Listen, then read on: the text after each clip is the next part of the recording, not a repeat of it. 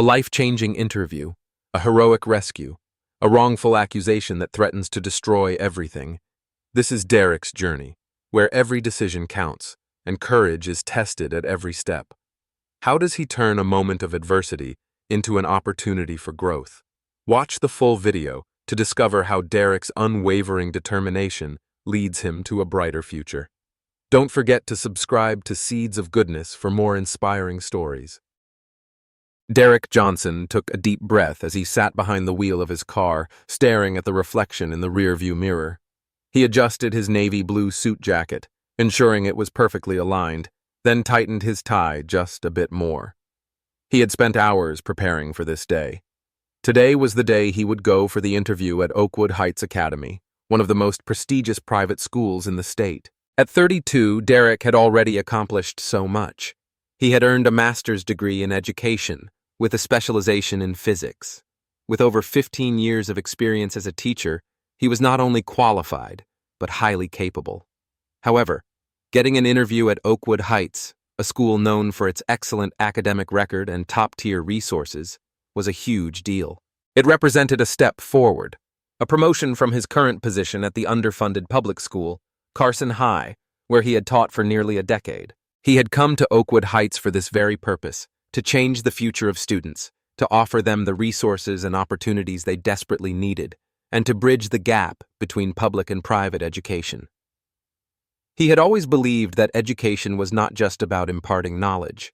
It was about creating opportunities, and for many, access to better resources could be the difference between success and failure. The sun was shining through the window as Derrick checked his watch again.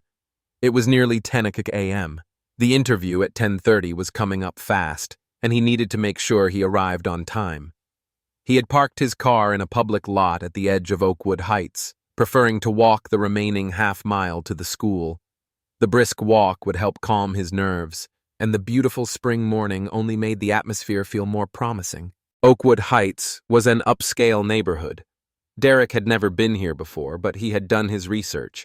He had read about the historical mansions lining the streets, the perfectly manicured lawns, and the luxury cars parked in circular driveways. As he strolled along Magnolia Avenue, he couldn't help but admire the impressive surroundings. The flowering dogwoods in bloom added a soft, delicate touch to the scene, painting the landscape with light pink and white petals. Everything felt so polished, almost untouched by the struggles he had known throughout his life in a rougher neighborhood. Derrick had always found solace in nature's beauty, but today it also served as a reminder of the divide between the two worlds he knew. He had spent his entire career trying to bridge that divide, to give his students at Carson High the same kind of opportunities and resources that Oakwood Heights Academy students received. But for many, those opportunities had always seemed out of reach. He had researched Oakwood Heights Academy for hours. The school had a reputation for exceptional college placement rates, state-of-the-art science facilities, and generous teacher salaries. Derrick had been teaching science for years, and the idea of working with such modern resources excited him. More than that, the Academy's focus on innovation and forward-thinking programs aligned perfectly with his own values as an educator. Despite his excitement, he couldn't help but feel a little anxious. The interview was a big opportunity, but it was also a reminder of how far he had come and how far he still had to go. Derrick had worked hard to reach this point, but the world he was entering felt different.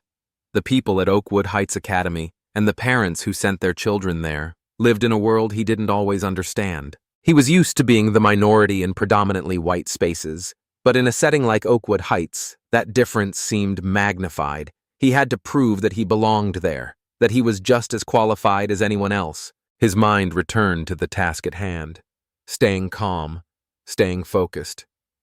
As he walked further along Magnolia Avenue, he rehearsed in his mind his responses to the questions he might be asked. What makes you want to work here? How would you handle a classroom with students from diverse backgrounds? What is your teaching philosophy? He had answers for all of them. He had worked tirelessly to craft responses that would show his commitment to education, his belief in the power of knowledge, and his ability to connect with students of all walks of life. Just as he was mentally preparing for his upcoming interview, He heard the slow rumble of a vehicle pulling up beside him. He looked to his right and saw a white SUV with Oakwood Heights security printed on its side. The vehicle slowed to a stop, and the window rolled down. A middle-aged man, dressed in a security uniform, looked out at him. "Excuse me," the man called out in a tone that was far more confrontational than polite. "Can I help you with something?" Derrick stopped walking, his polite smile still intact. He had encountered situations like this before, being stopped and questioned simply because of the way he looked. It wasn't unusual for people to assume he didn't belong in certain places, but it was frustrating nonetheless. "No, thank you," Derrick replied calmly, trying to keep his voice even. "I'm just walking to Oakwood Heights Academy for a job interview." The man, whose name tag read Maxwell, narrowed his eyes. He didn't seem convinced by Derrick's explanation. "You have an appointment there?" he asked, his voice dripping with suspicion. "Can I see some ID and proof of that appointment?" Derrick's smile did not falter, but his patience was starting to wear thin. He had been through this before. He knew how these situations played out. He reached into his portfolio and pulled out the email confirmation for the interview, handing it over to Maxwell. Maxwell barely glanced at the paper before handing it back. "That could be anything. I'm going to need to see some identification." Derrick felt the familiar knot tighten in his stomach. He knew that technically he didn't have to show his ID. He had a right to refuse. But he also knew from experience that doing so could escalate the situation. So, reluctantly, he pulled out his driver's license and handed it over. Maxwell studied the ID for what felt like an eternity before returning it with a grudging nod. "We've had reports of suspicious individuals in the neighborhood recently," he said. "I'm just doing my job." Derrick nodded, though he knew exactly what Maxwell meant. "I understand," he said. "May I continue to my interview now? I really don't want to be late." Instead of responding, Maxwell picked up his radio and spoke into it. "This is Maxwell. I've got a male subject on Magnolia claiming he has business at the academy. Can someone verify if they're expecting a Derrick Johnson this morning?" Derrick glanced at his watch, feeling his nerves heighten. It was already 10:15, and he still had a 15-minute walk ahead of him to get to the school. If Maxwell didn't let him go soon, he'd be late. And first impressions were everything, especially at a place like Oakwood Heights Academy. He could feel the minutes slipping away as he stood there, being treated like a criminal in a place where he was supposed to be an applicant. But he didn't have a choice. He was stuck waiting. As he stood there in the middle of Magnolia Avenue, Derrick wondered if his chance at Oakwood Heights Academy was already slipping through his fingers. Would this security guard ruin his future just because of an assumption? Would his path to success in education be closed off just because of his skin color? Maxwell's voice interrupted his thoughts as the radio crackled again. The wait wasn't over. Derrick stood there, feeling the pressure mounting. His heart raced, and each tick of the clock seemed louder than the last. His mind was divided. On one hand, he had an important interview waiting for him, an opportunity he couldn't afford to miss. On the other hand, the burning house just ahead was now demanding his attention. Smoke was billowing from the first-floor windows, thickening with each passing second, and the cry for help, weak but unmistakable, rang out again, louder this time. He glanced back toward Maxwell's vehicle, still parked at the end of the alley, the security guard watching him with what seemed like suspicion more than concern. For a brief moment, Derrick felt the weight of the world on his shoulders. The unfairness of the situation swelled inside him. He had done everything right. He was just trying to get to his interview, to make a better life for himself, to show that he deserved a place in a world that had often tried to tell him he didn't belong. Yet here he was, stuck between two choices that felt both urgent and impossible. His interview at Oakwood Heights Academy was slipping away by the second, but this woman in the house needed help.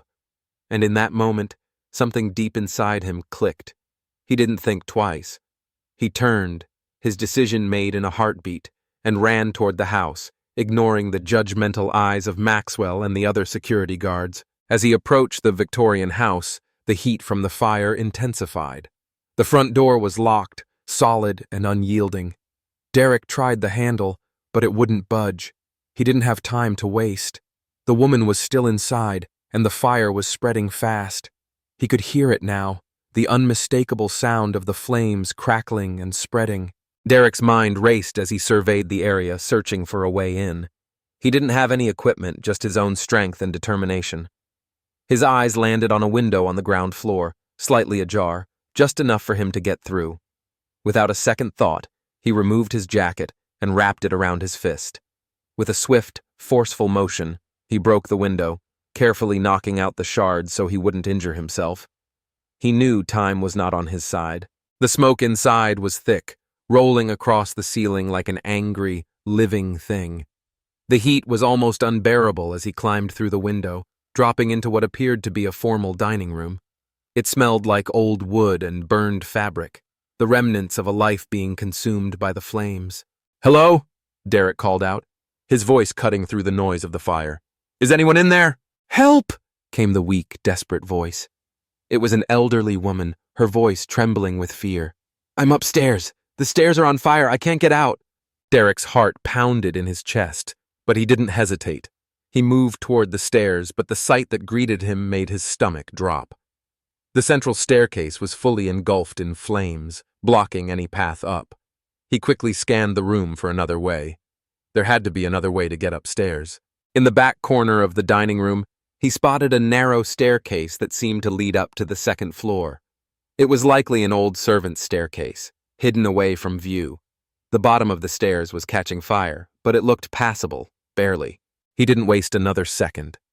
Derrick took a deep breath, covering his face with his sleeve to shield himself from the smoke as he rushed toward the back stairs. The heat was unbearable, and twice his pant leg brushed against small flames that caught onto the fabric. He quickly patted them out, every second feeling like an eternity.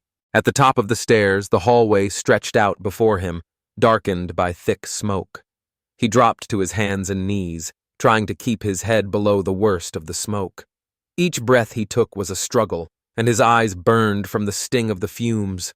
But there was no turning back now. "Where are you?" Derrick called, his voice hoarse as he crawled toward the bedroom doors. "I'm coming to get you!" "I'm here, master bedroom, at the end of the hall," the woman called back, her voice weak, but there was a sense of urgency in it. Derrick crawled forward, every movement calculated, trying to conserve what little strength he had left. The heat was oppressive now, making it difficult to breathe. The sound of the fire growing louder was a constant reminder of how little time he had left.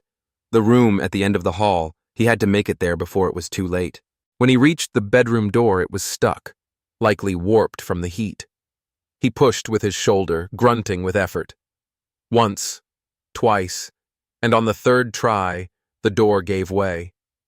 The room inside was filled with thick smoke, but it wasn't as bad as the hallway. There, huddled on the floor by the bed, was an elderly woman in a nightgown, a wet cloth pressed to her face. Her white hair was disheveled, and fear was etched into her pale blue eyes. "I'm here to help you," Derrick said gently, crawling toward her, trying to keep his voice calm and reassuring. "My name is Derrick. We need to get out of here quickly. Can you walk?" The woman nodded weakly, her face pale with exhaustion. "I think so. I was trying to get downstairs, but the flames blocked my way. I had to run back up." "Okay," Derrick said, helping her sit up, his arm supporting much of her weight. "We need to move now. The fire is spreading." With a strength that surprised him for her small frame, the woman gripped his arm tightly as they stood. Derrick helped her to her feet, leading her toward the door. He could hear the crackling of the fire behind them, growing louder by the second. The ceiling above them groaned ominously as they moved quickly, but the hall was getting too dangerous. "We need to stay low," Derrick instructed, guiding her as they half-crawled, half-walked toward the back stairs. He could feel her slowing down, the weight of her age and the smoke taking its toll.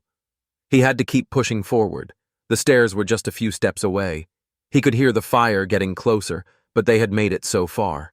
He couldn't let anything stop them now. When they reached the back stairs, Derrick noticed the bottom of the stairs was engulfed in flames. The main way down was now completely blocked. They couldn't go that way.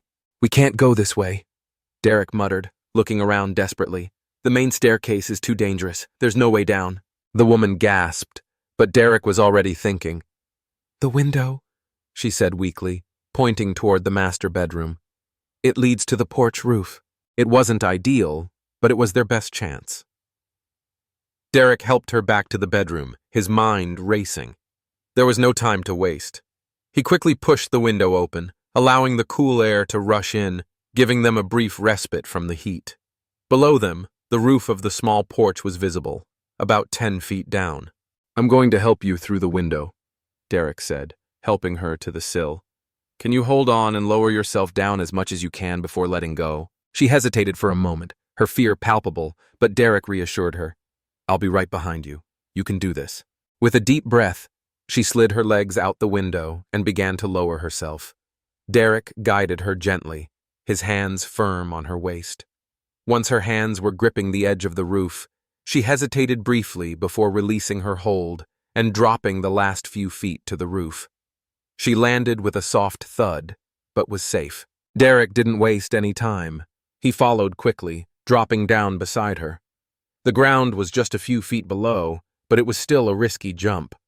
He lowered himself first, making sure to position himself in a way that would catch her. "I've got you!"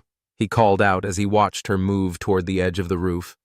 She hesitated for just a moment before she slid off the edge, trusting Derrick to catch her. And he did. She landed in his arms, and for a moment, there was nothing but the sound of their heavy breathing and the crackling of the fire behind them. Derrick helped her to her feet, and together they stumbled away from the burning house, across the street, just as the first-floor windows exploded outward, sending glass shards flying. They had made it. But their ordeal was far from over. As Derrick and Eleanor stumbled away from the burning house, their escape was far from over. They made their way across the street, feeling the weight of the heat radiating from the inferno that had consumed the Victorian home. The emergency sirens wailed in the distance, signaling the arrival of fire trucks, police cars, and an ambulance. Derrick kept his arm around Eleanor, guiding her as she struggled to keep her footing. Her breathing was labored, and he could feel her body shaking in the aftermath of the smoke inhalation and the shock of the ordeal. They had made it out of the house, but the situation wasn't over yet. They needed medical attention, and Derrick couldn't shake the gnawing feeling that things were about to take a turn for the worse. As they reached the sidewalk, the first responders were already arriving. Paramedics rushed to Eleanor, placing an oxygen mask over her face and checking her vitals. Derrick stepped back slightly, allowing them to work, but he couldn't stop glancing toward the police cars now parked on the street. His mind raced as he considered the possibility of being questioned, or worse, arrested. After all, he had broken into a house to rescue a woman. He had smashed a window, an action that could easily be misinterpreted. And then, as if on cue, Maxwell's SUV pulled up. Derrick's stomach twisted in knots. The security guard had been tailing him for the past several minutes, and Derrick knew that Maxwell wasn't going to let this go easily. He had already tried to stop him earlier, and now, with the fire behind them, Maxwell was likely to create even more problems. Maxwell stepped out of his vehicle, a smug expression on his face as he made his way over to the paramedics. Derrick could see the tension in his posture, the way he eyed Derrick, as if the entire situation was his fault. Derrick's heart sank.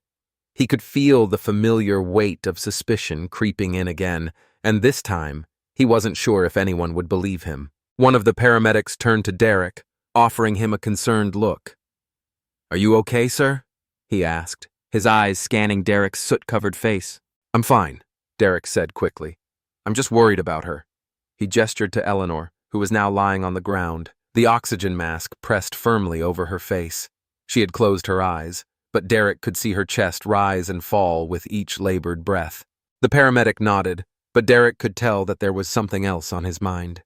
The man's gaze kept flickering to the police officers now walking toward them, and Derrick's sense of dread deepened. Maxwell approached the officers, his expression full of purpose. Derrick could hear the conversation starting to unfold, though the words were muffled by the noise of the sirens. "That's him," Maxwell said, pointing directly at Derrick. "He was acting suspiciously in the neighborhood earlier, refused to provide proper identification, and then ran when questioned. I followed him here, and I found him at the scene of the fire." Derrick's blood ran cold. He had expected this. He had feared this. Maxwell was framing him as the culprit, as if he had somehow caused the fire. Derrick's throat tightened, and his chest felt like it was closing in. He hadn't even considered that the fire might be blamed on him. He had been too focused on the rescue, on saving Eleanor. But now, everything was falling apart. One of the officers, a tall man with a stern expression, approached Derrick. His hand hovered near his holster, a clear sign of the tension in the air. Derrick's instincts screamed at him to remain calm, but the frustration and confusion were overwhelming. "Sir, we need to ask you a few questions," the officer said, his voice cold. "Can you tell us what happened here?" "I didn't start the fire," Derrick replied immediately, his voice firm, though the doubt in his mind was growing. "I heard someone calling for help, and I went in to rescue her." Maxwell stepped forward, clearly eager to contribute. "He broke into the house," he interjected. "I saw him smash a window to get in." Derrick felt the heat of anger rising in him, but he fought to keep it in check. "I didn't break in to steal anything," he said, his voice rising slightly, though he quickly forced it back down. "I was trying to save her life." The officer, still standing behind Derrick, placed a hand on his shoulder. "Sir, we need you to come with us for questioning," he said. "Please put your hands behind your back." "What?" Derrick exclaimed, his heart sinking into his stomach. "No, you've got it all wrong. I was saving her." The officer's face remained unmoved, and as Derrick's hands were being cuffed, he could see Eleanor's form in the distance, struggling against the paramedic's insistence that she return to the ambulance. She was trying to speak, trying to point in his direction, but the words were lost in the chaos. Maxwell's voice echoed through the scene, and Derrick could feel his blood boiling. I knew something wasn't right about him from the moment I saw him. Derrick could barely process what was happening. He had just risked his life to save someone, and now, in return, he was being treated like a criminal. His career, his future, everything he had worked for was slipping away. Just as the officer was leading him toward the police car, a commanding voice rang out through the chaos. "Stop! Release that man immediately!" Derrick's heart skipped a beat as he looked toward the ambulance.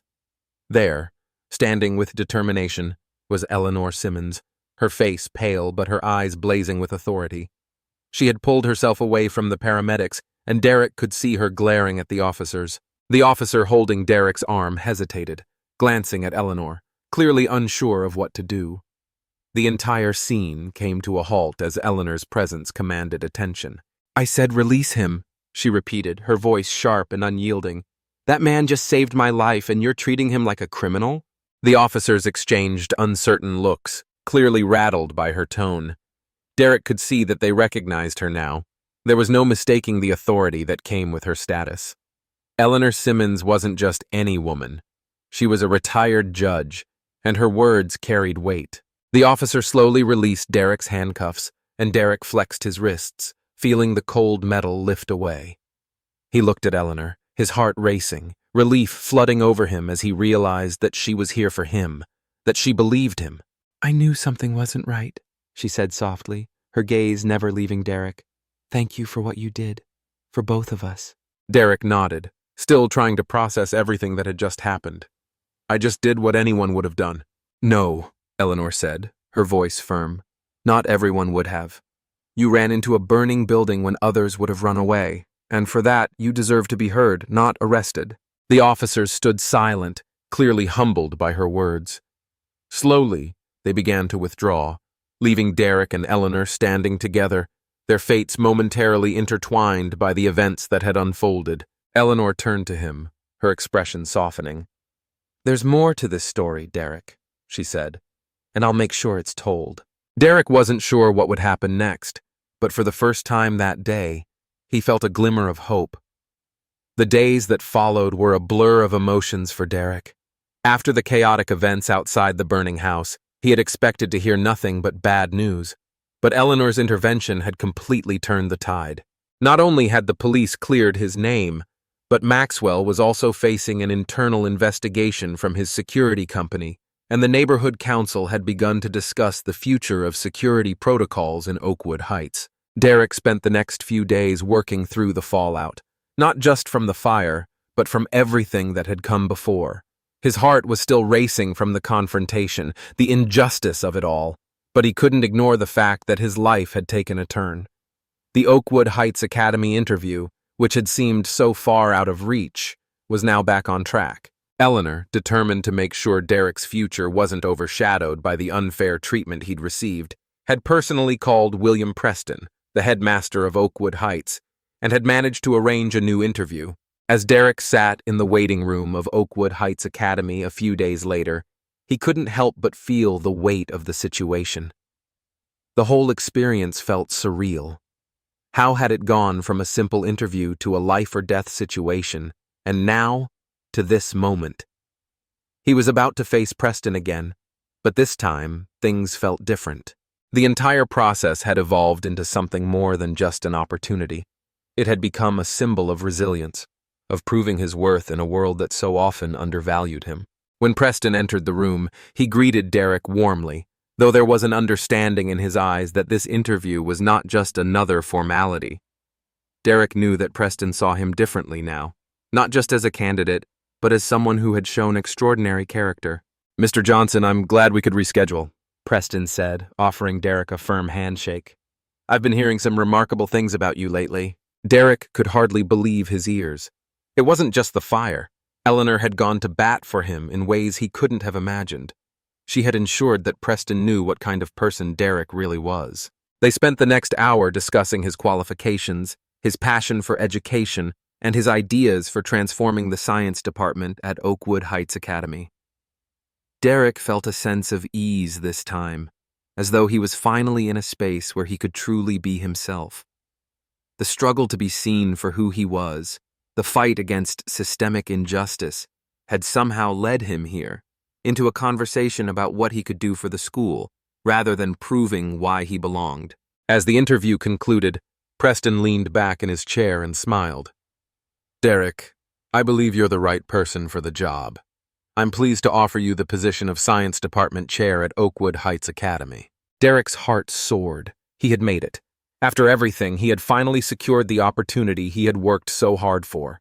But as he left the room, the words of Eleanor echoed in his mind.